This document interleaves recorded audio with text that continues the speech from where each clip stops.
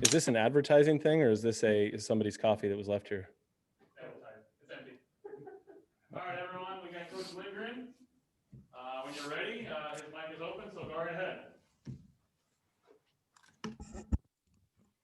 Hello, you guys got me? Hey, Coach, can you hear me? Can you hear me, Coach? I can, yeah. Yeah, Ron Callan here. I say, first of all, just talk about your thoughts on how things are going with practice, getting back in the groove, and how your offense is looking. Oh, at first, it's awesome to be back out there. You know, I mean, it just felt like it's been a while, and you've seen some other people playing, and it's just nice to get out there and be competing again, and coaching and installing, and yeah, it's just excited to be around the guys a little bit more, and I love the energy out there right now. Offensively, I think we've got some new, we've got some new pieces. We lost some pretty good players, some big pieces of our offense from last season. We've got some guys that have been in the program for a little bit, but are maybe a little bit inexperienced with regards to starts and so forth. So it's been good. We've been shuffling different people through with the first and second groups, and there's been a lot of learning, a lot of teaching, a lot of growth in the first couple practices. And I'll be the first to point out, I feel like, man, the strides that our defense is making, they've been taking it to us. I can say the last couple practices. So it's been good. I think the physicality overall as a unit, and particularly on the defensive side of the football, has been pretty impressive. The first couple days in pads. How much have you been thinking about game one and the Cougars? You remember last year in Pullman, but then you remember last year in Honolulu, both of those games. You would have had 5 road wins if you'd taken both of those. And Nick Rolovich, of course, on the Palouse now. What's going through your mind about that? And how does that change your approach? You got to look at Hawaii film as much as Cougar film? No, I mean, right now our focus is on us, and we're in training camp, and we're worried about installing our offense and getting better at the things that we do. And I think as we get a little bit later in training camp, and we get a week and a half, 2 weeks out, and then we'll start kind of looking at Washington State. And with regards to them, I think that they've got probably bringing the same offense over, but I know that the defensive coordinator wasn't the same defense coordinator at Hawaii, and he came over from Wyoming and did a heck of a job. And those guys did really well defensively there at Wyoming. So we'll have our hands full, and I think that's something that we've looked a little bit at of right now, but our focus and our players' focus is on us right now. Brian, how is the quarterback competition different in this camp than the past 2 years? I think there's more guys involved with it. Last year it was kind of Jake and Tristan, where we just had 2 guys, and really right now we've got 4 guys that are taking reps, with the first and second team. When you talk about Tristan Jebbia, who I think kind of has the most experience and probably has the lead up on it right now. But with Chance Nolan, Ben Goldbranson, and Nick Moore, all those guys were cycling them through and putting them in different situations and just kind of going through the install right now. And I think we'll kind of reevaluate after the first scrimmage this Saturday and see if we can't kind of narrow it down a little bit, from there. What do you need to see from whatever guy wins the job? What do you need to see from him that would convince you he's your starter? Just consistency, I think, is what we're preaching in the room right now. Is going out and making great decisions, taking care of the football for us, and managing our offense. And Jake Luton did a heck of a job with that last year, and so whoever takes that, it's got big shoes to fill. But I think consistency. Day in and day out, and like I said, making great decisions with the football. Coach, you're replacing Isaiah Hodgins, who was a huge production at wide receiver for you last year.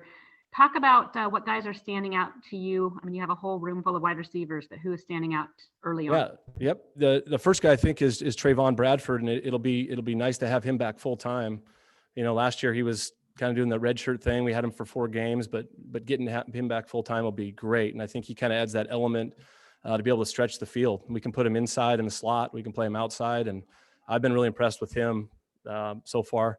The other guy that I think stands out as a young guy is Zarya Beason. He's taken some reps with the first unit.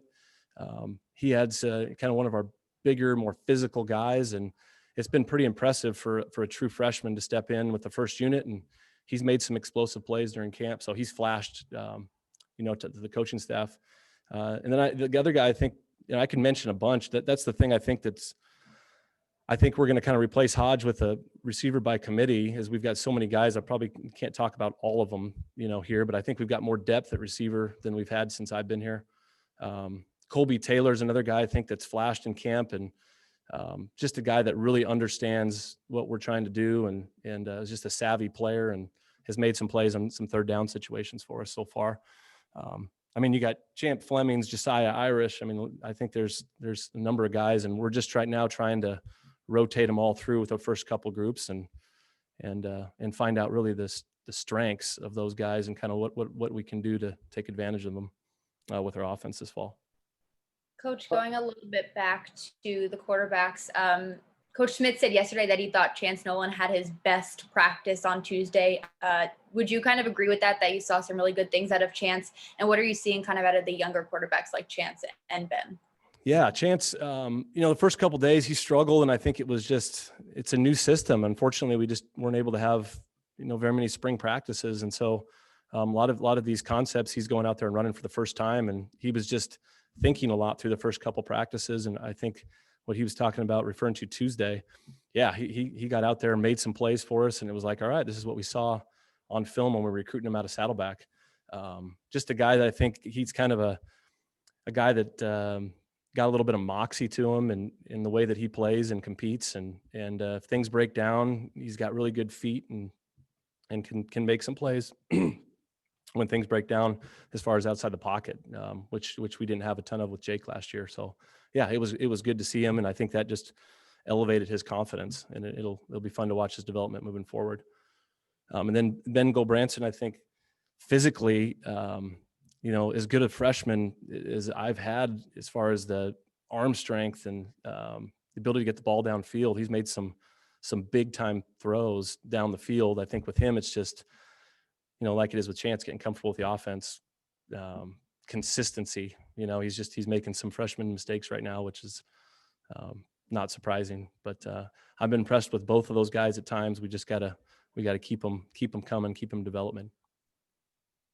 Brian, you've talked a lot in the last couple of years about the importance of the explosive plays, because the putting together 14 play drives all game long is tough to do.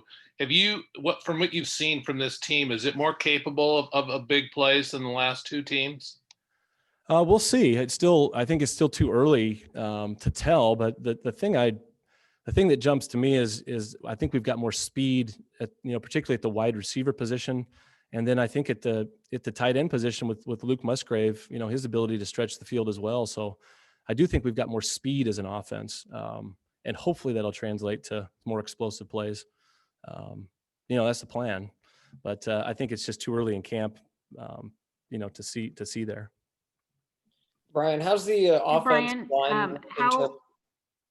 Oh, sorry. Go ahead. I was just curious how the offensive line, you guys are replacing three starters, longtime starters. What are you seeing from that unit? Some learning opportunities, at the cost of the defense right now. Like I said, I've been pretty impressed with the defensive front through the first deal. And I think we're getting better each practice. And I think we've got some talent at that position. We've got, like I said, we've got some guys that just don't have a lot of experience, and they're getting thrown into roles now with the first and second groups where it's time for those guys to grow up, get more maturity, and be more consistent, day to day. And right now I'm seeing some glimpses of some really good things, and then a play where we make a mistake or don't, or doing something where we give them negative play. And so I think Coach Mahalchek's right now just preaching physicality, and consistency with that group. Time for two more questions for Coach. Coach, you mentioned the inexperience that you have all over the place. Well, obviously Jamar is one of the exceptions there. How reassuring and comforting is to have that, and what more does he have to bring this year? Well, I think he's healthy, and last year I think that was, we had AP in there, and he was doing some really good things. I felt like I felt bad for Jamar in a way, because he he was kind of dinged up. He was trying to play through an injury, and then AP was, playing really well. And so it was just hard for him to get into a rhythm. So I think he's healthy. And I just think his comfort level with what we're doing, the run schemes, and being around Coach Petrie, our running backs coach, and what we're doing. I look for him to have a big year. And the other guy I talk about all the time that I really think really highly of is BJ Baylor. BJ he runs the wide zone really well for us. He's got great vision, ability to get vertical with it, and he does a nice job catching the ball to the backfield. So I think you'll see a lot of those two guys. Brian, how have you seen Tristan kind of improve and become more comfortable with a year of experience here at this point? I just, like I said, with a lot of positions that, comfort level with what we're doing. I think those guys, you can tell that he'd spent some time with some of those guys throwing routes on their own. I like Tristan. He's one of the smarter, more knowledgeable QBs. I mean, he really works at it in the classroom. And I think he has a real good understanding of defensive football and how defenses are trying to attack him. And then the schemes that we're running. And so I think the game's slowing down for him a little bit. And, he's made some plays, he's turned the ball over a little bit through the first couple practices, which has been a little bit of a concern that we've been on him a little bit, but that happens from time to time when you're doing some install. But I'm optimistic on Tristan. I think you saw glimpses of what he could be at Oregon in the Oregon game and did a nice job against a pretty tough defense. All right, thank you, Coach. Yep. Thank you guys. Appreciate it.